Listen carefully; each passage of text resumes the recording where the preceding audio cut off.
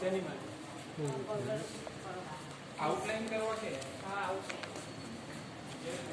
ગયા વખતે તમને કીધું હતું કે આવતી વખતના પીરિયડમાં આપણે ભૂગોળનો પાઠ શરૂ કરીશું. ભૂગોળના પાઠનું નામ છે કુદરતી સંસાધનો. સંસાધનો શબ્દ તમારા માટે નવો છે, ભૌગોલિક શબ્દ છે. સંસાધન એટલે ટૂંકમાં કહીએ તો સાધન.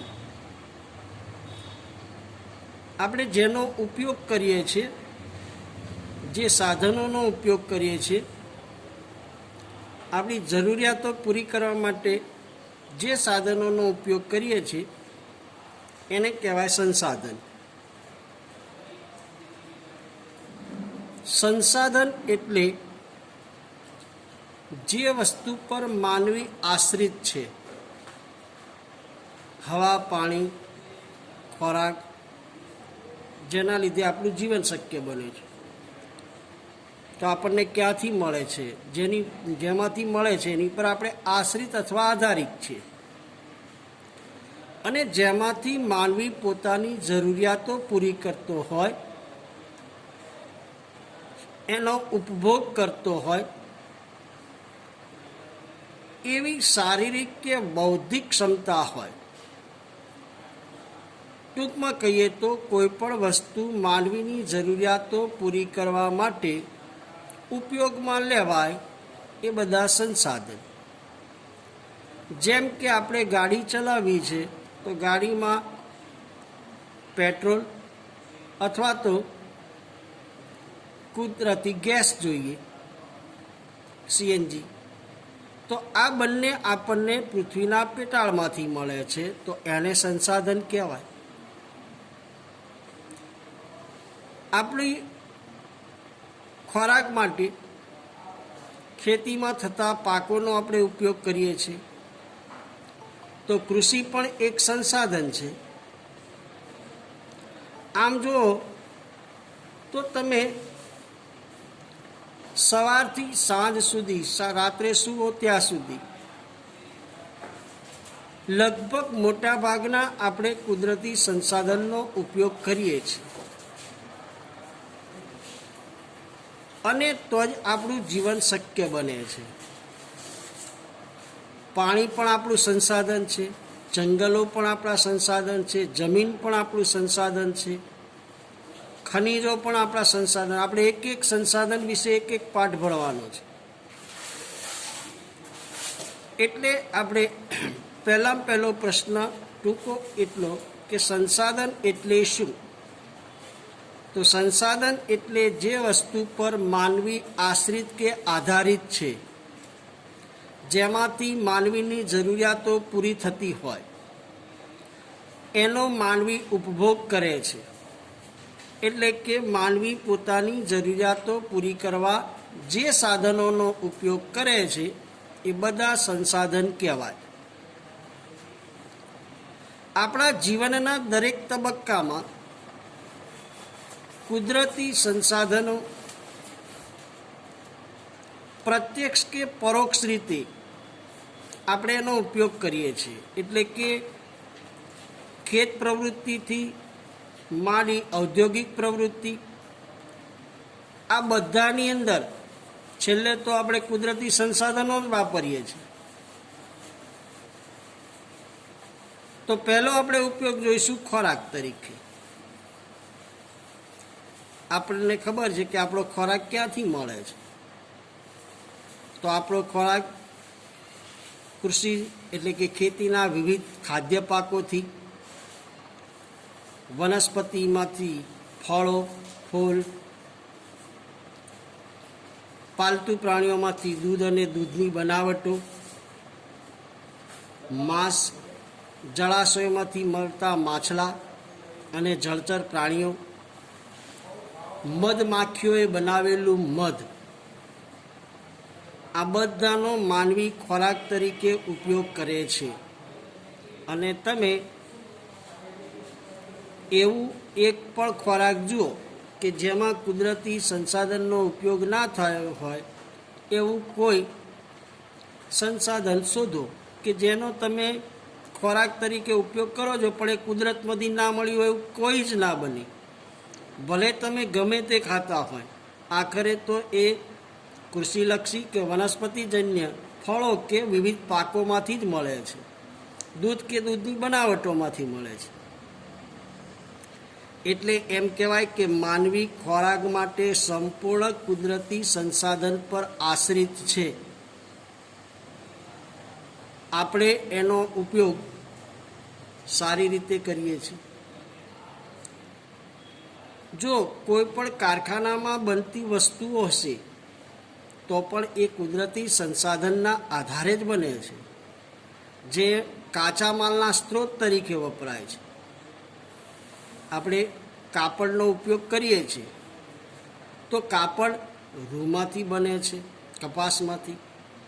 એ પણ કૃષિ પેદાશ છે. જંગલોમાંથી મળતી ઘણી પેદાશો, ખેતી દ્વારા થતા વિવિધ ખાદ્ય પાકો, પાલતુ પ્રાણીઓ દ્વારા મળતું દૂધ, માંસ, ઊન, ચામડું અને ખનિજ અયસ્કો એટલે કે કાચા ખનિજો, એ બધાનો ઉપયોગ કાચા માલના સ્ત્રોત તરીકે થાય છે. ભલે એ કારખાનામાં બનતું, પણ કારખાનામાં એ કાચા માલ તરીકે તો કુદરતી સંસાધનનો જ ઉપયોગ થાય છે. કારખાનાના મશીનો ચાલતા હોય છે તો એ પણ ખનિજો દ્વારા ચાલે છે. એટલે બીજું છે કાચા માલના સ્ત્રોત તરીકે. ત્રીજું છે શક્તિ સંસાધન તરીકે, જેને બાળવાથી શક્તિ પેદા થાય, બળ પેદા થાય, એને શક્તિના સંસાધન કહેવાય. જેમ કે કોલસો. પહેલાં આપણે ત્યાં બધી જે રેલવેની ગાડીઓ જે દોડતી એ બધી કોલસાથી ચાલતી હતી. પછી ધીમે ધીમે ડીઝલ થઈને અત્યારે વીજળીથી ચાલે છે. અત્યારે કોલસાનો સૌથી વધુ ઉપયોગ વીજળી પેદા કરવા થાય છે. મોટા મોટા પાવર સ્ટેશનો છે ત્યાં આગળ કોલસામાંથી વીજળી પેદા થાય છે. તો એ શક્તિના સંસાધન તરીકે. ખનિજ તેલ. ખનિજ તેલ એટલે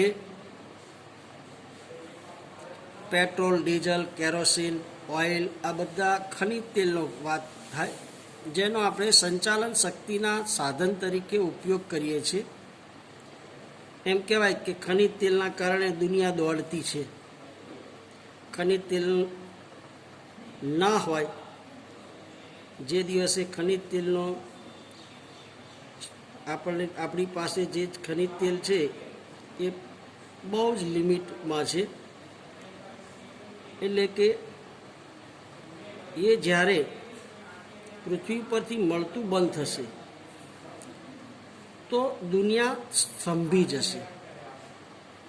કારણ કે આજે જે પણ સાધનો ચાલે છે એ બધા ખનિજ તેલ કે કુદરતી વાયુના આધારે ચાલે છે. ચોથું છે બળતણ માટેનું લાકડું, જેને આપણે ઈંધણ કહીએ છીએ.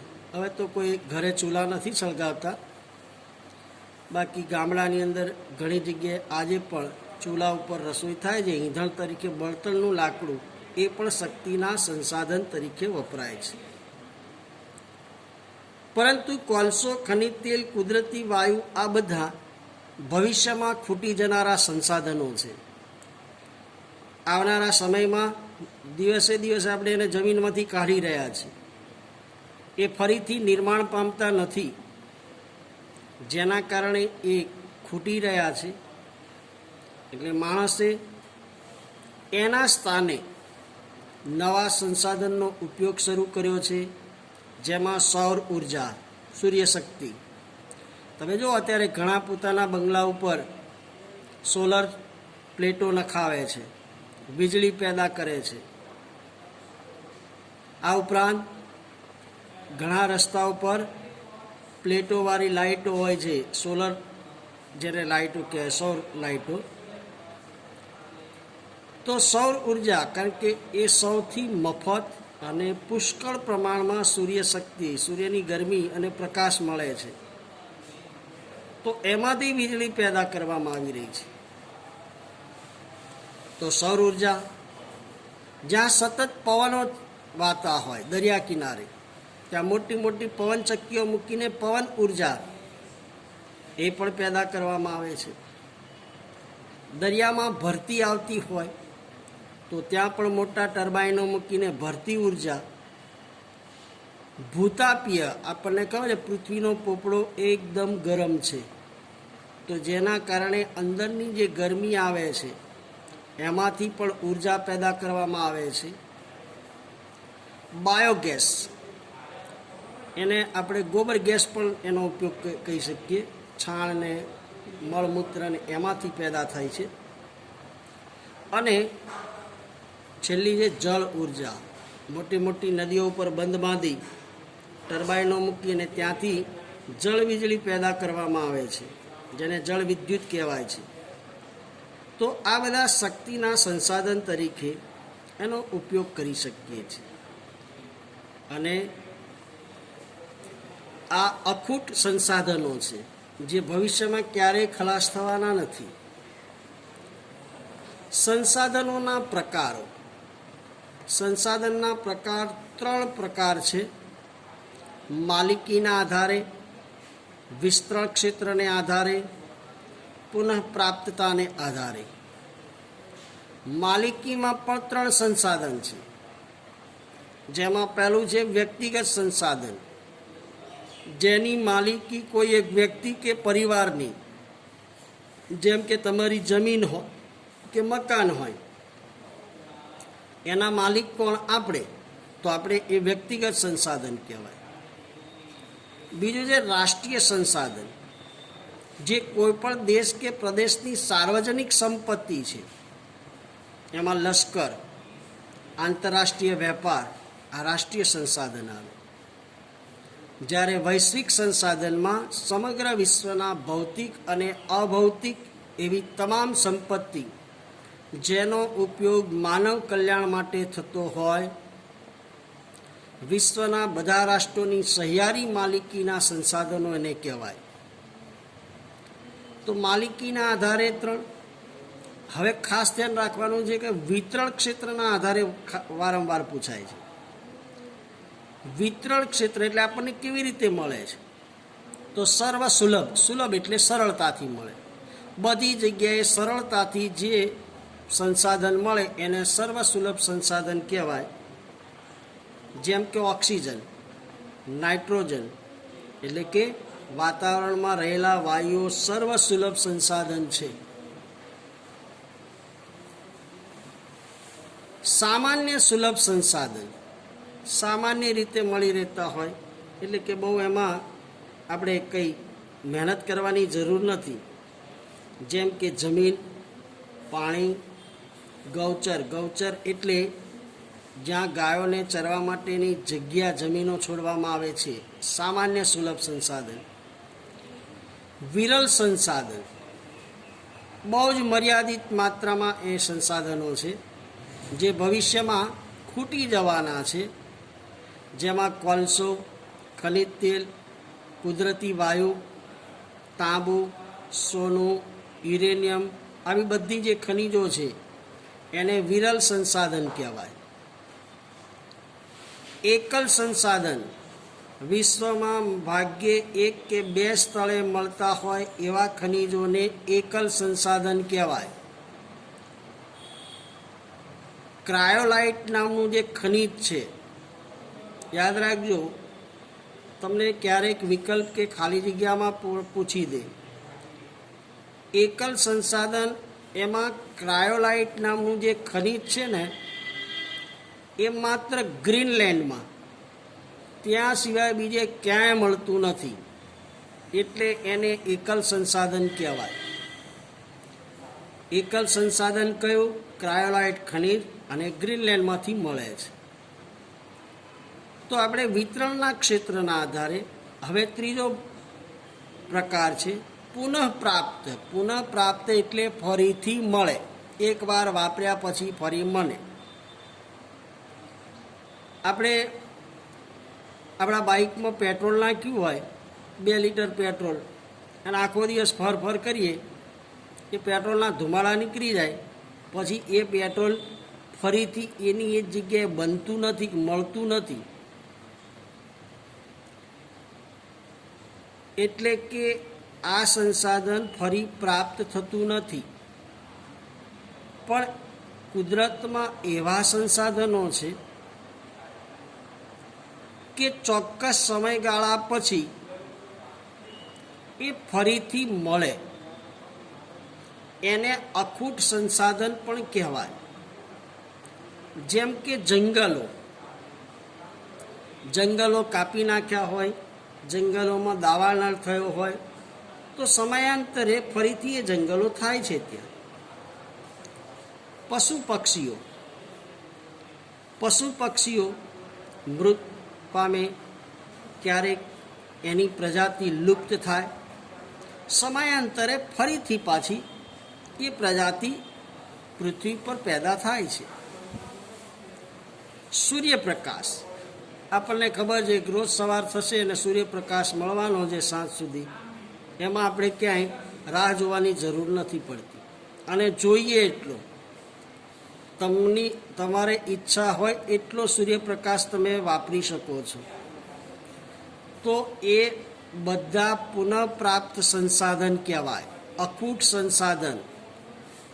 પુનઃપ્રાપ્ત સંસાધન એટલે ચોક્કસ સમયગાળામાં એ સંસાધન ફરીથી મળે છે. એને નવીનીકરણ અથવા તો પુનઃપ્રાપ્ત સંસાધન પણ કહેવાય.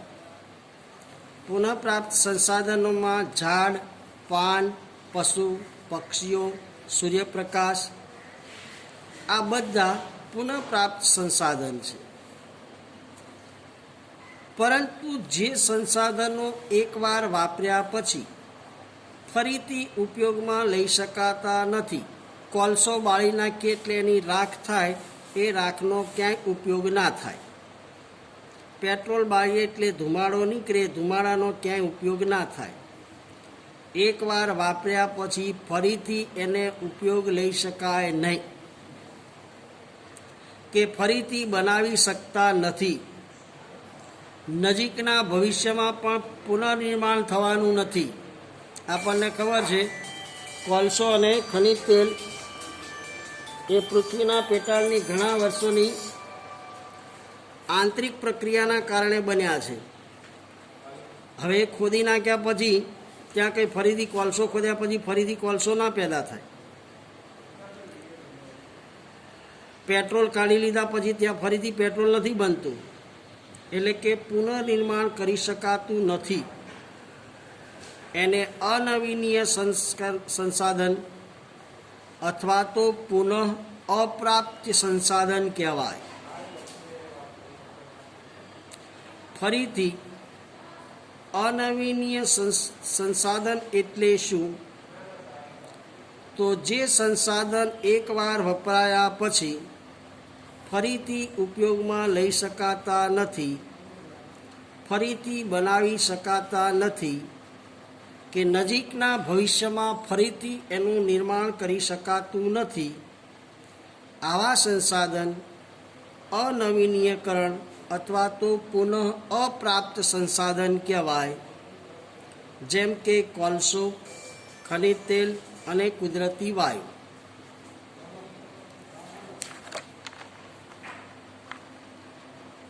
હવે જો ભૂગોળનો પહેલો પાઠ જ એવો છે કે જેને ભૌગોલિક ભાષામાં લખેલો છે, એટલે થોડું ઘણું સંસાધન, આના પછીના જે બધા પાઠ આવશે ને એ બિલકુલ તરત ખબર પડી જાય, કારણ કે આ એક જ પાઠ એવો છે આખા ભૂગોળમાં કે થોડોક સમજવો અઘરો પડે છે.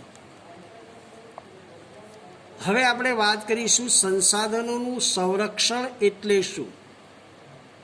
સંસાધનોનું આયોજન શા માટે અનિવાર્ય છે? જો સંસાધનનું સંરક્ષણ એટલે એનું રક્ષણ કરવું, કેવી રીતે? જો એને જરૂરી હોય એટલું વાપરીએ ને એને સંસાધન કહેવાય, સંરક્ષણ કહેવાય.